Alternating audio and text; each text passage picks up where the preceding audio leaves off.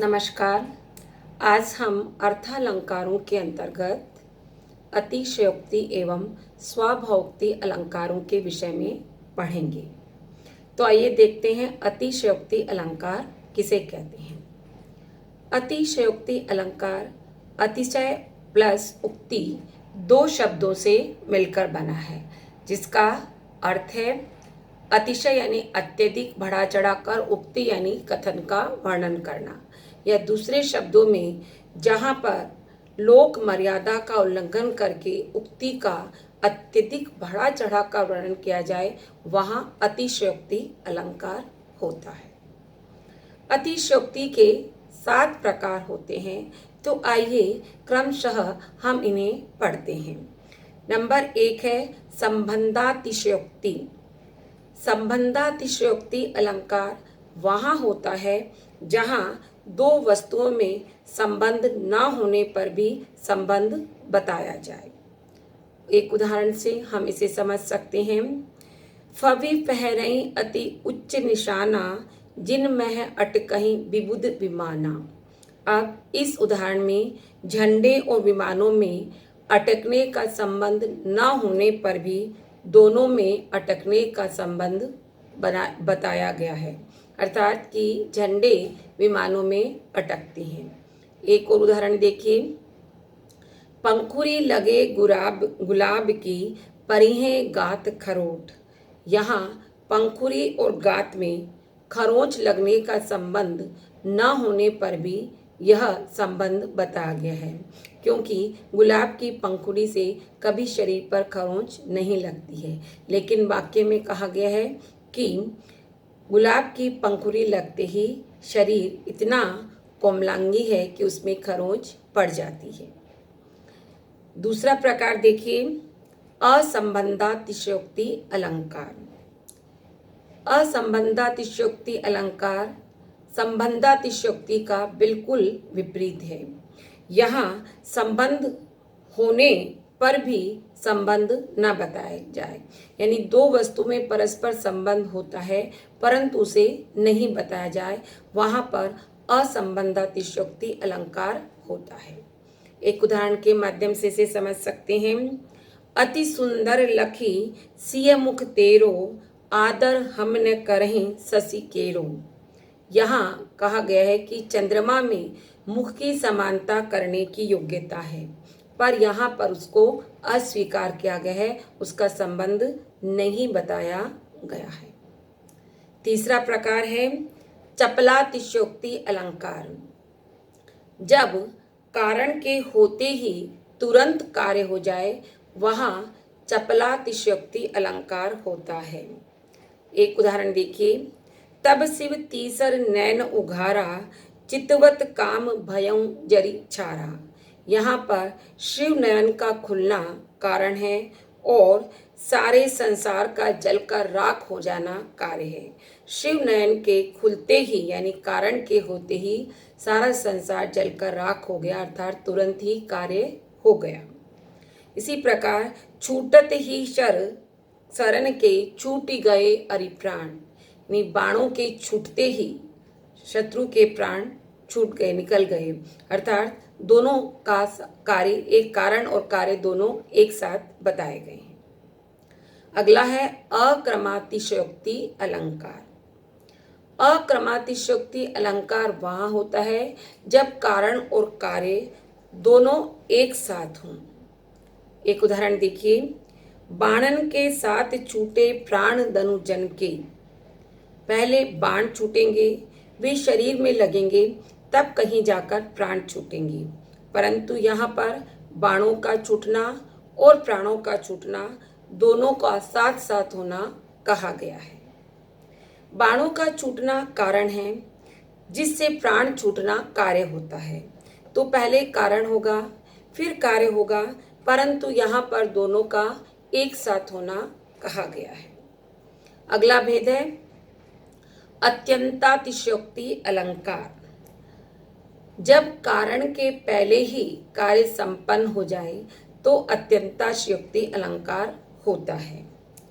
जैसे हनुमान की पूंछ में लगन न पाई आग, लंका सिगरी जरी गई, गए निशाचर भाग। यहाँ आग लगना कारण है और जलना कार्य है। और अभिप्राय यह है कि हनुमान की पूंछ में आग तो लग भी नहीं पाई, उससे पूर्व ही सारी लंका जल गई और राक्षस भाग गई। तो इस प्रकार से आग लगना कारण है और जलना कार्य है, परंतु कारण के पहले ही कार्य संपन्न होना बताया गया है। इसी प्रकार एक और उदाहरण देखिए, छूटी न पाए बाण धनुक ते, छूटी गए अरि प्राण। अभिप्राय है कि धनुष से बाण छूटने भी नहीं पाए कि शत्रु के प्राण निकल गई।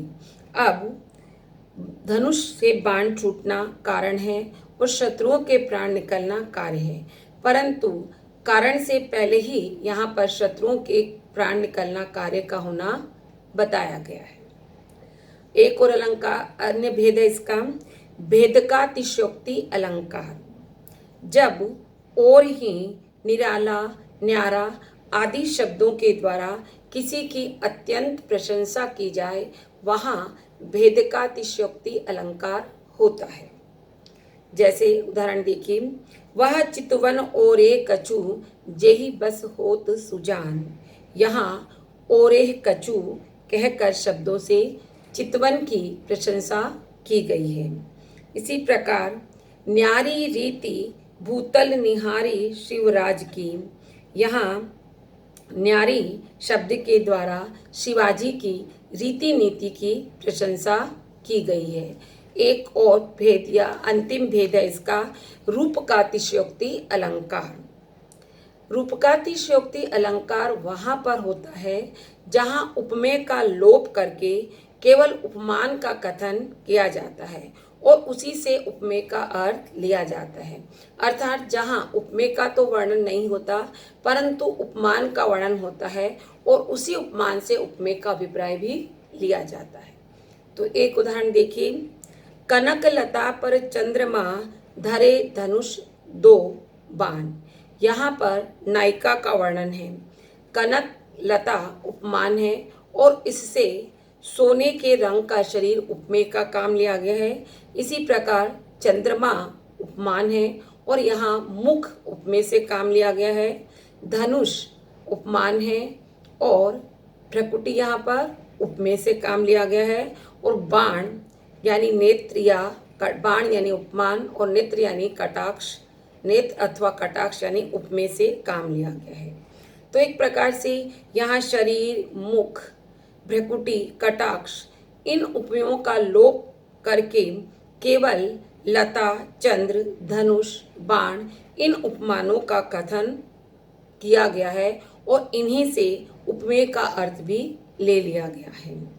इसी प्रकार से एक उदाहरण देखिए और, गुरुदेव देखो तो नया, यह सिंह सोते से जगा। यहाँ उपमेय अभिमन्यु है, परंतु उसका उल्लेख नहीं किया गया है, केवल उपमान सिंह का उल्लेख किया गया है और उसी से उपमेय अभिमन्यु का अर्थ ले लिया गया है। तो इस प्रकार से हमने अतिशयोक्ति के ये सभी भेद पढ़े। अब हम आगे देखते हैं स्वभावोक्ति अलंकार।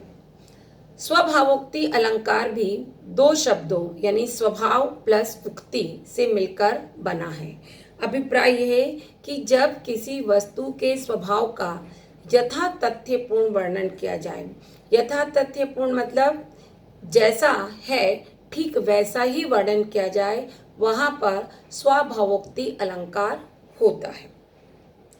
जैसे एक उदाहरण से इसे समझिए, भोजन करत चपल चित, इत उत अवसर पाई, भाजी चले किलकात मुख, दधि ओदन लपटाए।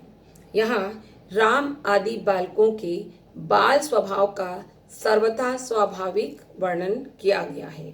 एक और उदाहरण देखिए, हरि अपने आगे कछु गावत, तनक तनक चरणन सो नाचत, मन ही रिझावत।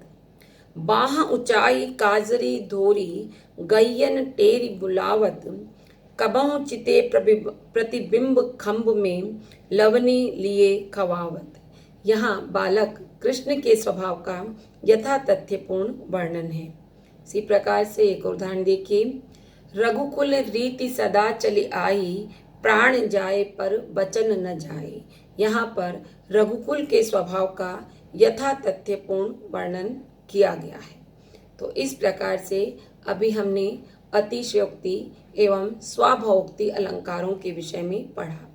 अब हम देखते हैं कि आइए इसमें क्या अंतर है। जैसा कि नाम से ही स्पष्ट है, अतिशयोक्ति अतिशय जमा उक्ति और स्वाभावोक्ति स्वभाव जमा उक्ति, ये दोनों ही शब्द मिल करके इसके अंतर को प्राय स्पष्ट कर देते हैं। अतिशयोक्ति अलंकार में किसी उक्ति का अत्यधिक बढ़ा चढ़ाकर वर्णन किया जाता है, जबकि स्वाभावोक्ति अलंकार में उक्ति का यथा तथ्यपूर्ण वर्णन अर्थात जैसा है ठीक वैसा ही वर्णन किया जाता है।